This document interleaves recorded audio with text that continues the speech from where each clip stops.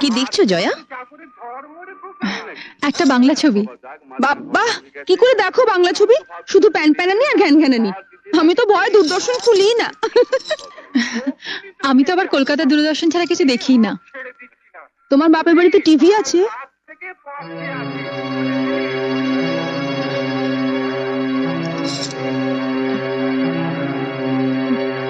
আছে, একটা ছোট ব্ল্যাক এন্ড হোয়াইট টিভি আছে।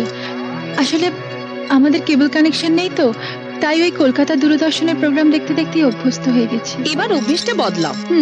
ওটা বন্ধ করো আর কেবল টিভি দেখো। এখন আমরাও তো দেখবো। একটা দারুণ হিন্দি ছবি আছে।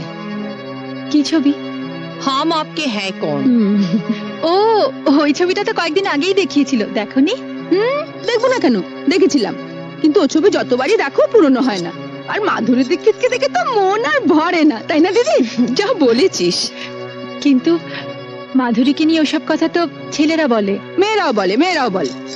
তবে তুমি অবশ্য বলবে না, তার কারণ তুমি তো নিজেকে মাধুরীর থেকেও সুন্দরী ভাবো।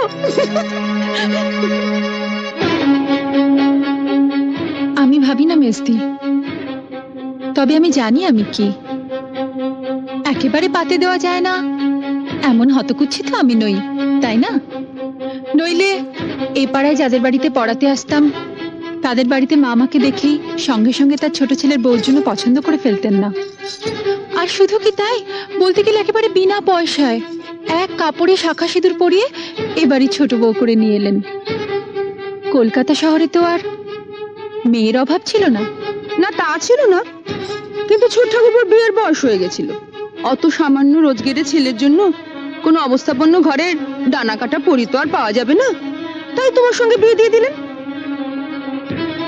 বর্দা মেজদার যখন বিয়ে হয়েছিল তখন তো ওনাদের রোজগার খুব ভালোই ছিল, তাই না?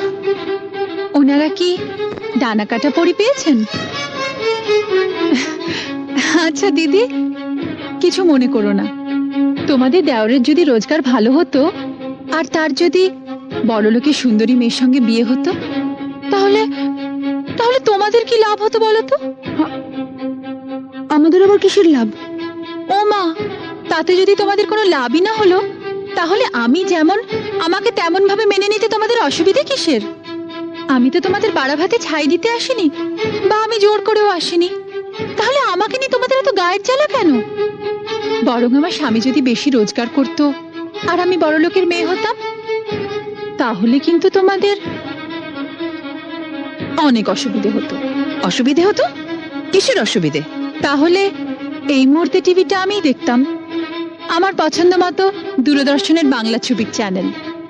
আর তখন তোমাদেরও আমার সঙ্গে বসে বসে ওই বাংলা ছবির প্যান প্যানানি ঘ্যান ঘ্যানানি দেখতে হতো, কারণ তখন তো তোমরা আর বড় লোকের বউকে চটাতে পারতে না। তাই যা হয়েছে ভালোই হয়েছে,